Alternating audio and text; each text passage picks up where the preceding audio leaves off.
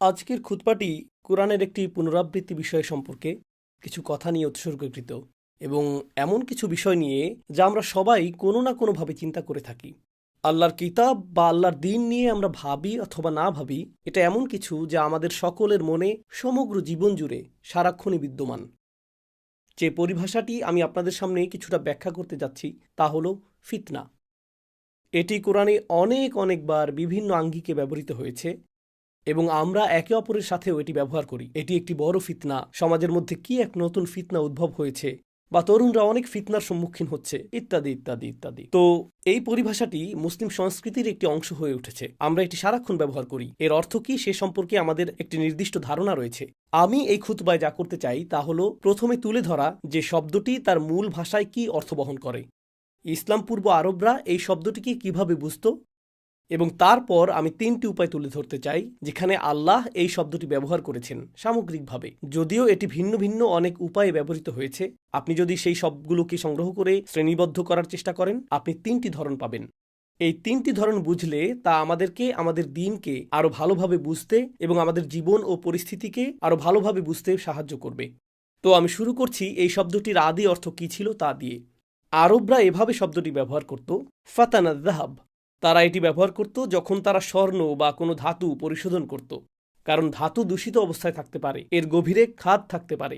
আর যখন আপনি স্বর্ণ গলিয়ে ফেলেন এবং চরম তাপের নিচে রাখেন, তখন গভীরে প্রথিত থাকা সমস্ত দূষণগুলো গলে যেতে শুরু করে।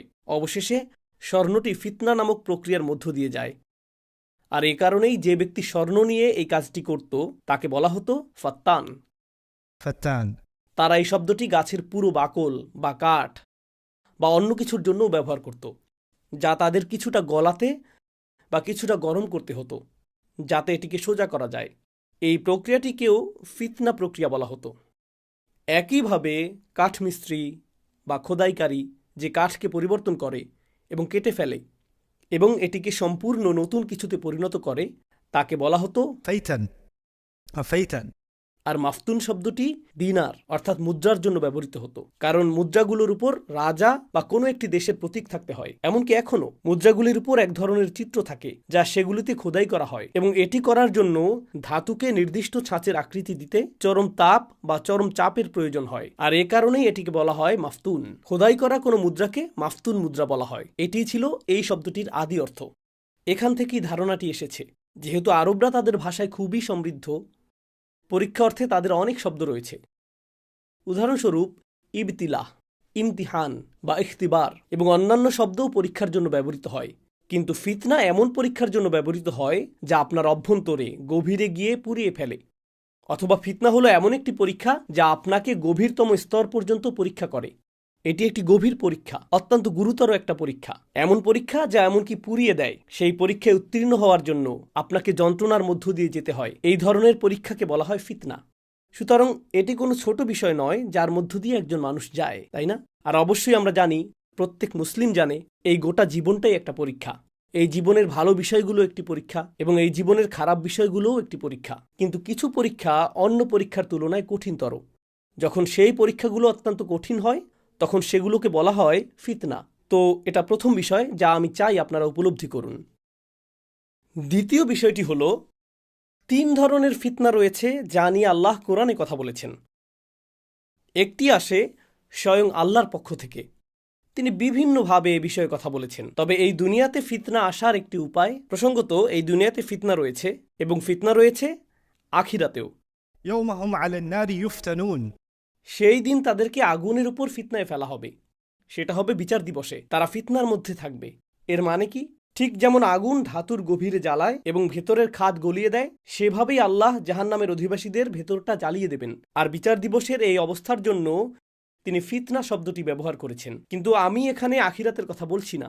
এই দুনিয়ার পরিপ্রেক্ষিতে ফিতনা হলো তিন প্রকারের। আর এর মধ্যে প্রথমটি হলো আল্লাহ যখন কাউকে ফিতনায় ফেলেন। আপনাদের মনে রাখার জন্য সবচেয়ে সহজ উদাহরণ হলো, আল্লাহ মুসা আলাইহিসসালাম সম্পর্কে বলেছেন, যখন মুসা আলাইহিসসালাম পর্বত শিখরে তার সাথে কথা বলেছিলেন, আল্লাহ তাকে বলেছিলেন, ওয়াফাতান্নাকা ফুতুনা, আমি তোমাকে বহুবার পরীক্ষা করেছি, আমি তোমাকে বহুবার ফিতনায় ফেলেছি। যখন তিনি জন্মগ্রহণ করেন, সরকারি নির্দেশ ছিল সব শিশুকে হত্যা করা। এমনকি শিশুকালেও তিনি ফিতনায় পড়েছিলেন। তিনি ফিতনায় ছিলেন যখন তিনি এমন একটি ঝুড়িতে ছিলেন যা ডুবে যেতে পারত। তিনি ফিতনায় ছিলেন যখন তাকে ফেরাউনের ঘরে লালন পালন করা হচ্ছিল। তিনি ফিতনায় ছিলেন যখন তাকে মিশর থেকে পালাতে হয়েছিল। তিনি ফিতনায় ছিলেন যখন তিনি মিশরে ফিরতে পারছিলেন না। সুতরাং এই সবই ছিল ফিতনা, যার মধ্য দিয়ে তিনি গিয়েছেন। এই সমস্ত কঠিন পরীক্ষার মধ্য দিয়ে তিনি গিয়েছেন এবং আল্লাহ বর্ণনা করেছেন কিভাবে মুসা আলাইহিসসালামকে ফিতনার মধ্যে ফেলা হয়েছিল। আপনি হয়তো ভাববেন আল্লাহ বিশ্বাসীদের জন্যই এমনটা করেন, কিন্তু আল্লাহ ফেরাউনের ক্ষেত্রেও এর উল্লেখ করেছেন। ولقد فتنا آل فرعون আমি ফেরাউনের লোকবল এবং ফেরাউনের বংশধরদেরও ফিতনায় ফেলেছিলাম। সুতরাং এখন আমরা শিখছি আল্লাহ যখন কোনো ফিতনা ঘটান তিনি শুধু ইমানদারদের জন্য তা করেন না, আবার শুধু কাফিরদের জন্যও তা করেন না। এটা সবার জন্য, যে কাউকেই ফিতনার মধ্যে ফেলা হতে পারে। আর এই কারণেই আমরা কোরআনে পাই فتنتك تصيبها من تشاء تصيب بها من تشاء إن هي إلا فتنتك تصيب بها من تشاء। মুসা আলাইহিসসালাম এক পর্যায়ে আল্লাহকে একথাও বলেছিলেন, এটা আপনার ফিতনা, আপনি যাকে ইচ্ছা আপনার ফিতনা দ্বারা আঘাত করতে পারেন। আপনি যাকে ইচ্ছা আপনার ফিতনা দ্বারা আঘাত করতে পারেন। সুতরাং মুসলিমরা এই জীবনের অসুবিধা, সংকট বা পরীক্ষা নিয়ে অতি সরলীকৃত ধারণা রাখে না। তাই আমরা বলি না কিভাবে ভালো মানুষেরা কষ্টে থাকে আর কিভাবে খারাপ মানুষেরা আরামে এসে থাকে। এটা আমার বুঝে আসে না। যারা এমন কথা বলে তারা নিশ্চয়ই কোরআন অধ্যয়ন করেনি। যারা এমন কথা বলে তারা এটা শেখেনি, لقد خلقنا الإنسان في كبد। কারণ আল্লাহ শুরু থেকেই এটা স্পষ্ট করে দিয়েছেন যে ফিতনা ঘটবেই এবং واتقوا فتنة لا تصيبن الذين ظلموا منكم خاصة। আল্লাহ বলেছেন তোমাদের এমন ফিতনাকে ভয় করা উচিত যা শুধু তাদের উপরই আসবে না যারা অন্যায় করেছে। সুতরাং ফিতনা শুধু খারাপ বা অন্যায়কারী লোকদের উপরই আসে না, ফিতনা সবার উপরই আসে।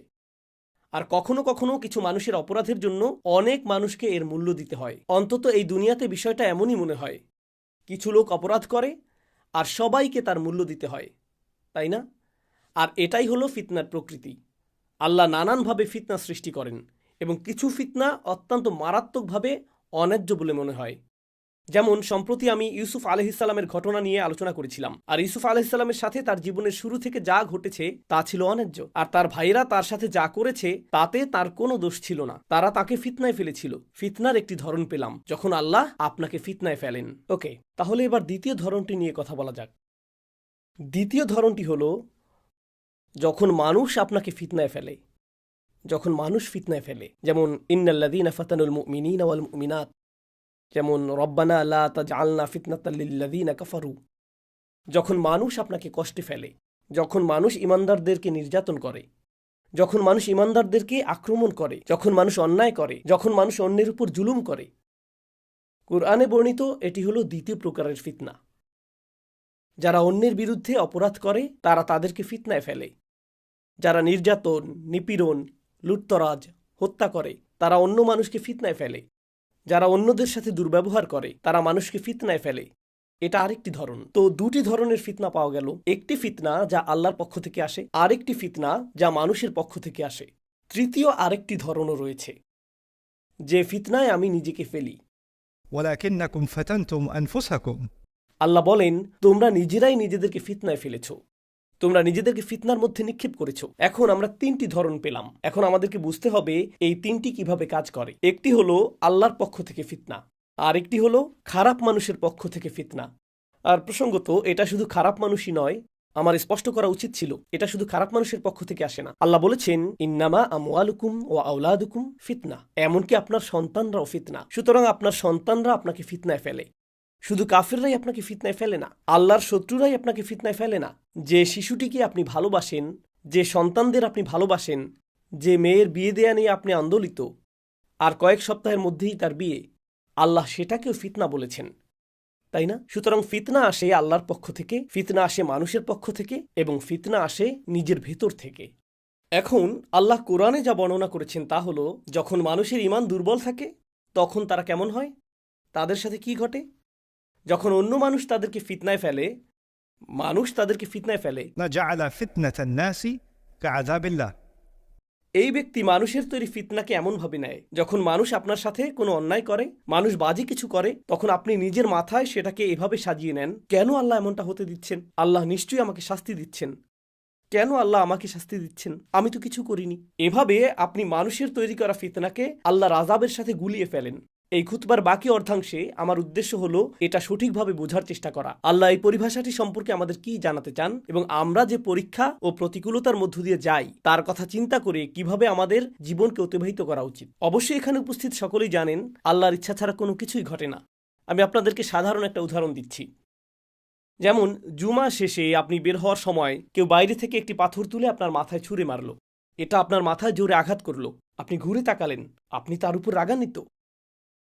সে বলল, না না না, এটা আল্লাহর পক্ষ থেকে একটা ফিতনা, কেননা আল্লাহর ইচ্ছা ছাড়া কোনো কিছুই ঘটে না। ما أصاب من مصيبة إلا بإذن الله। কোনো বিপদ আসে না, কোনো অসুবিধা কাউকে স্পর্শ করতে পারে না যতক্ষণ না আল্লাহ চান তা ঘটুক। অতএব ভাই, আমি জানি আমি পাথরটা তুলেছি এবং আপনার দিকে ছুঁড়ে মেরেছি, আর আমি আমার নিজের নিশানা দেখে মুগ্ধ। আঘাতটি ছিল বেশ নিখুঁত, কিন্তু ব্যাপারটা হলো এটা নিয়ে আমার সাথে আপনার কথা বলা উচিত না।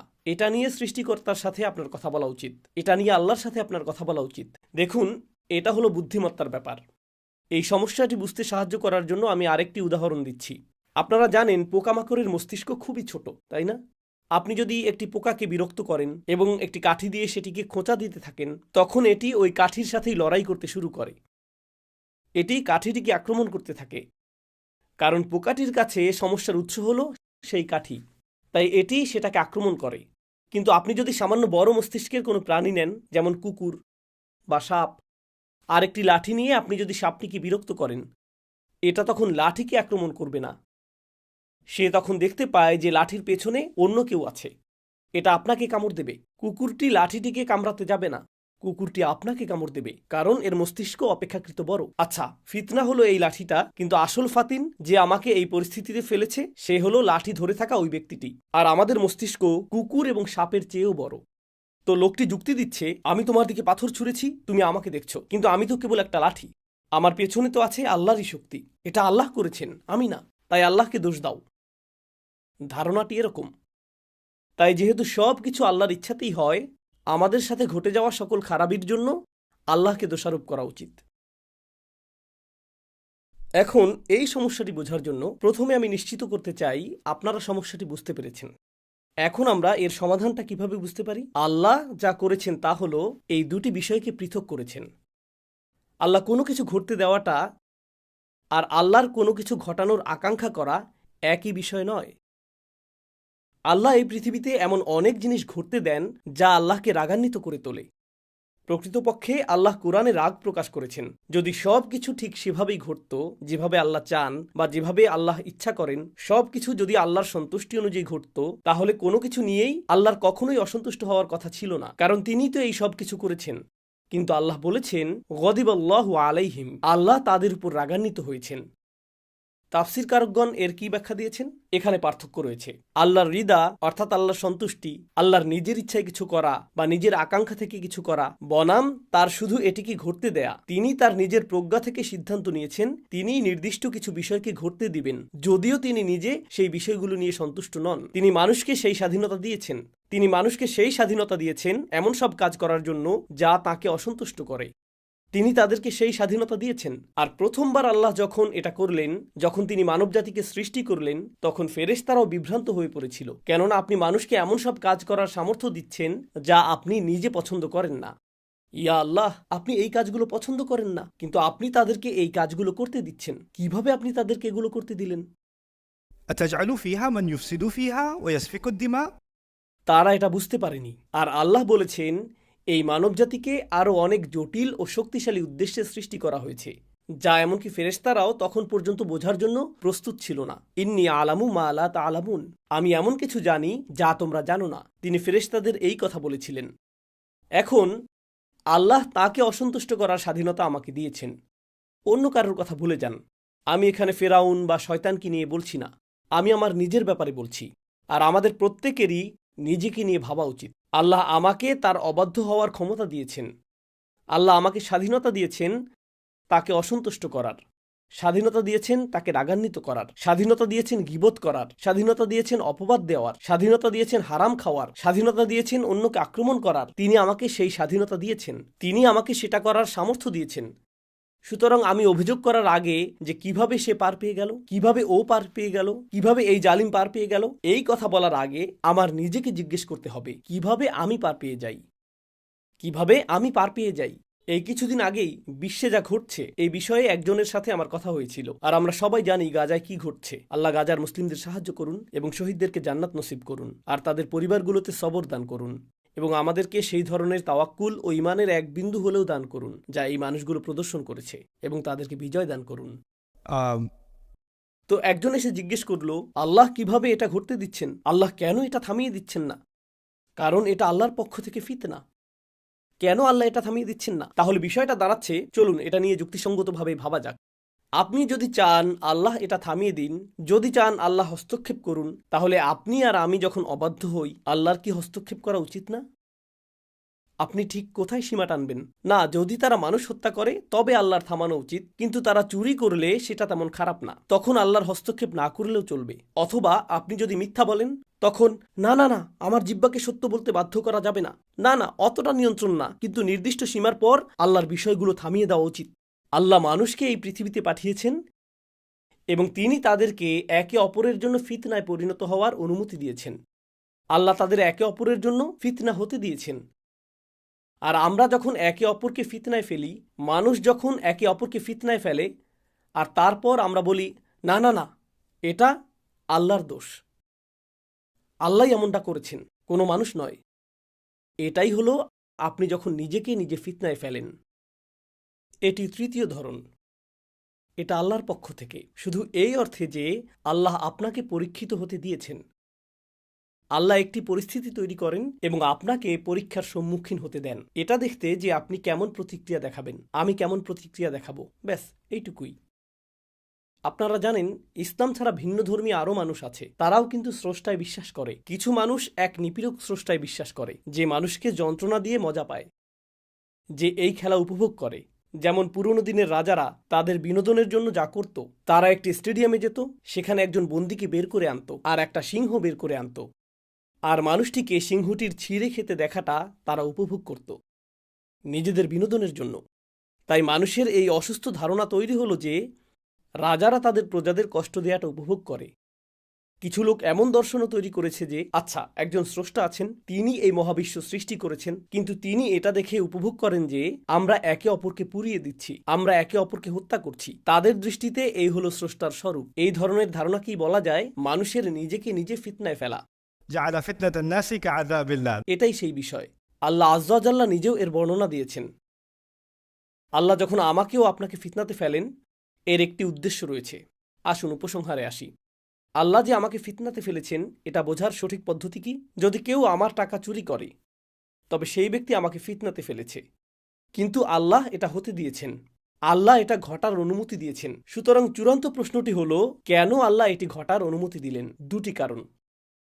আল্লাহ সেই চোরকে পরীক্ষা করেছেন এবং আল্লাহ আমাকেও পরীক্ষা করেছেন। আর সেই লোকটি ইতিমধ্যেই ব্যর্থ, কারণ সে চুরি করেছে। এখন যে অংশটি বাকি তা হলো আমি কি করতে যাচ্ছি, আমি এই পরীক্ষায় পাশ করব নাকি করব না। কারণ এখানে দুটি ভিন্ন পরীক্ষা চলছে। জালিম তার নিজের পরীক্ষা দিচ্ছে, মজলুম তার নিজের পরীক্ষা দিচ্ছে। তাদের দুজনকেই পরীক্ষা করা হচ্ছে। জালিম ইতিমধ্যেই ব্যর্থ হয়েছে, কারণ সে আল্লাহর ইচ্ছার বিরুদ্ধে কাজ করেছে। কিন্তু যার উপর অন্যায় করা হয়েছে, এখন তাকে সিদ্ধান্ত নিতে হবে যে সে কিভাবে প্রতিক্রিয়া দেখাবে। সে কি আল্লাহর ইচ্ছা অনুযায়ী প্রতিক্রিয়া দেখাবে নাকি আল্লাহর ইচ্ছার বিরুদ্ধে প্রতিক্রিয়া দেখাবে? সে কি বলবে এটা থেকে আমি কি শিখতে পারি? যুক্তিসঙ্গতভাবে আমি কিভাবে এর জবাব দিব, যার অনুমতি আল্লাহ আমাকে দিয়েছেন? এটা কি স্বয়ং আল্লাহর সাথে আমার সম্পর্ককে প্রভাবিত করবে নাকি করবে না? আর মানুষের মধ্যে এই সমস্যা তৈরি হয় যে তারা তাদের সংকটকালের জন্য আল্লাহকে দোষারোপ করতে চায়। আমি আপনাদের বলছি, আল্লাহ এটাকে আমাদের ফিতরার মধ্যে ফেলে দিয়েছেন। তিনি মানুষের প্রকৃতিতে এটা দিয়েছেন। এটা বোঝার জন্য আপনাকে মুসলিমও হতে হবে না। আল্লাহ আমাদের প্রকৃতির মধ্যে এই বোধশক্তি দিয়েছেন যে আসলে মানুষই একে অপরকে সংকটে ফেলে।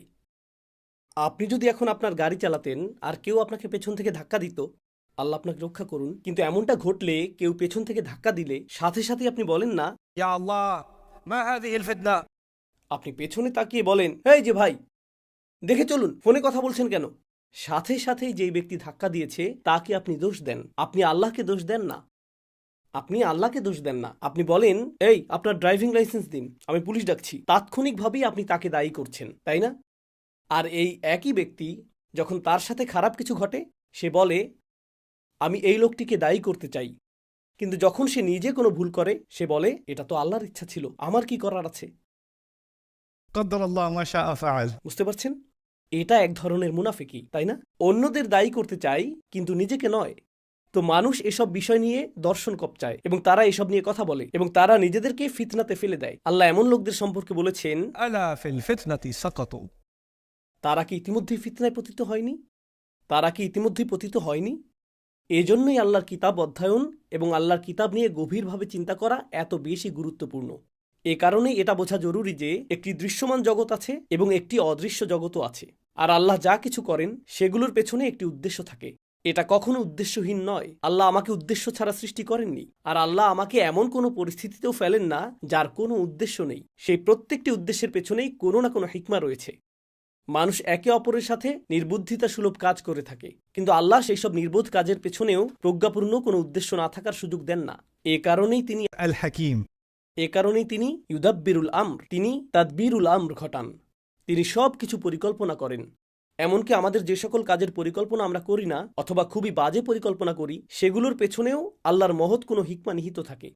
আল্লাহ যেন আমাদের এমন মানুষে পরিণত না করেন যারা মাফতুন, যারা ফিতনায় পতিত হয়, যাতে আমরা আল্লাহর পরীক্ষাকে মানুষের উপর মিথ্যাভাবে আরোপ না করি। মানুষ একে অপরের ক্ষতি করে আনন্দ পায়, কিন্তু আল্লাহ পরীক্ষা করেন শুধু আমার নিজের ভালোর জন্যই। আল্লাহ আমাকে এমন কোনো পরীক্ষায় ফেলবেন না যা থেকে আমি শেষ পর্যন্ত উপকৃত হব না। কোনো না কোনোভাবে এটি এমন হয়ে উঠবে যা আমার মর্যাদাকে বাড়িয়ে দেবে। يرفع الله الذين آمنوا منكم والذين أوتوا العلم درجات. তোমাদের মধ্যে যারা ঈমান এনেছে এবং যাদেরকে জ্ঞান দান করা হয়েছে, আল্লাহ তাদের মর্যাদাকে উন্নীত করবেন। আর আল্লাহ মর্যাদা বৃদ্ধি করেন আরও এবং আরও বেশি পরীক্ষার মাধ্যমে। সুতরাং আল্লাহ যেন আমাদেরকে সেই পরীক্ষাগুলো বোঝার এবং জীবনে আমরা যেসব পরীক্ষার মুখোমুখি হতে চলেছি সেগুলোতে উত্তীর্ণ হওয়ার তৌফিক দান করেন। এই হলো আমার সর্বশেষ উপদেশ, যা আমি নিজেকে এবং আপনাদের সকলকে দিচ্ছি। আল্লাহ আযজা ওয়াজাল্লাহ এই উম্মাহকে প্রস্তুত করছেন। তিনি এই উম্মাহকে প্রস্তুত করছেন। সূরা আল বাকারায় তিনি আমাদের এক নতুন উম্মাহ হিসেবে ঘোষণা করেছেন, وكذلك جعلناكم أمة وسطا. তিনি আমাদের একটি ভারসাম্যপূর্ণ জাতি ঘোষণা করেছেন এবং সেই একই সূরায় তিনি বলেছেন, ولنبلونكم بشيء আমি অবশ্যই তোমাদেরকে পরীক্ষা করব, সকল ধরনের জিনিস দিয়ে পরীক্ষা করব। من الخوف والجوع ونقص من الأموال والأنفس والثمرات. আমরা তোমাদেরকে অনেক পরীক্ষার মধ্যে ফেলবো, অনেক এবং অনেক বেশি পরীক্ষায় ফেলবো। কিন্তু এর ফলাফল কি হবে? কিভাবে বুঝবে যে তুমি পরীক্ষায় উত্তীর্ণ হয়েছো? কে ভালো ফল লাভ করবে? কিভাবে জানবে যে তুমি পরীক্ষায় উত্তীর্ণ হয়েছো? সেটা রয়েছে আয়াতটির শেষাংশে। আল্লাহ বলেছেন, وبشر الصابرين الذين إذا أصابتهم مصيبة قالوا إنا لله وإنا إليه راجعون. অভিনন্দন তাদের যারা পরীক্ষায় উত্তীর্ণ হয়েছে। অভিনন্দন সেই সব মানুষদের যারা সবর অবলম্বন করতে পারে। আর সবর বলতে কি বোঝায়? সেই সব মানুষ যখনই কোনো অসুবিধা বা যে কোনো বিপদ, যে কোনো পরীক্ষা তাদেরকে আঘাত করে, তারা বলে আমরা আল্লাহর জন্য এবং আমাদেরকে আল্লাহর কাছেই ফিরে যেতে হবে। তারা উপলব্ধি করে এই পরীক্ষাগুলোর প্রত্যেকটিই অস্থায়ী এবং আল্লাহর দিকে প্রত্যাবর্তনই হলো স্থায়ী। অস্থায়ী কষ্ট, স্থায়ী পুরস্কার। ঠিক আপনার ও আমার মতো আমাদেরও অস্থায়ী কষ্ট আছে। কোনো ছাত্রের পরীক্ষা আসন্ন, পড়াশোনা বেশ কঠিন, অস্থায়ী কষ্ট, দীর্ঘমেয়াদী সুবিধা। আপনি যদি ব্যবসায়ী হন, কিছু মানুষ খুচরা ব্যবসা করে, সেখানে ব্ল্যাক ফ্রাইডে অথবা শয়তান থার্সডে এরকম যাই থাকুক, বিক্রয়ের এরকম উপলক্ষ আসে আর কাজের অনেক চাপ থাকে। এর জন্য মাথা ব্যথাও অনেক, কর্মচারী সংক্রান্ত অনেক সমস্যা থাকে, ব্যবসায়িক অনেক সমস্যা থাকে, নিরাপত্তা সংক্রান্ত সমস্যা থাকে, এই সব কিছুই থাকে। তবুও আপনি এত পরিশ্রম করছেন। দীর্ঘমেয়াদী সুফল, যে পরিমাণ অর্থ আসে তা আসলেই বেশ ভালো। সুতরাং যখনই দীর্ঘমেয়াদী কোনো সুবিধা থাকে, আপনাকে প্রথমে কষ্টের মধ্য দিয়ে যেতে হয়। আর ইমানদাররা এটা উপলব্ধি করে তাদের গোটা জীবনের প্রেক্ষিতে। আল্লাহ আমাকে একটি স্বল্পমেয়াদী কষ্টের মধ্যে ফেলবেন, তারপর আরেকটি, এমনকি এটি যদি আজীবনের অসুস্থতাও হয়, এমনকি সেই জীবনব্যাপী অসুস্থতাও একটি স্বল্পমেয়াদী কষ্ট, দীর্ঘমেয়াদী সেই সুবিধার তুলনায় যা সামনে আসছে। আর এই উপলব্ধিটি তারা এখান থেকে পায়। ইন্না লিল্লাহি ওয়া ইন্না ইলাইহি রাজিউন। আমরা আল্লাহর জন্য এবং একমাত্র আল্লাহর কাছেই আমরা ফিরে যাব। আল্লাহ আমাদের সকলকে তাদের অন্তর্ভুক্ত করুন যারা সকল পরীক্ষায় উত্তীর্ণ হয়। বারাকাল্লাহু লি ওয়া লাকুম ফিল কুরআনিল হাকিম ওয়া নাফা'নি ওয়া ইয়্যাকুম বিল আয়াতি ওয়াজ যিকরিল হাকিম।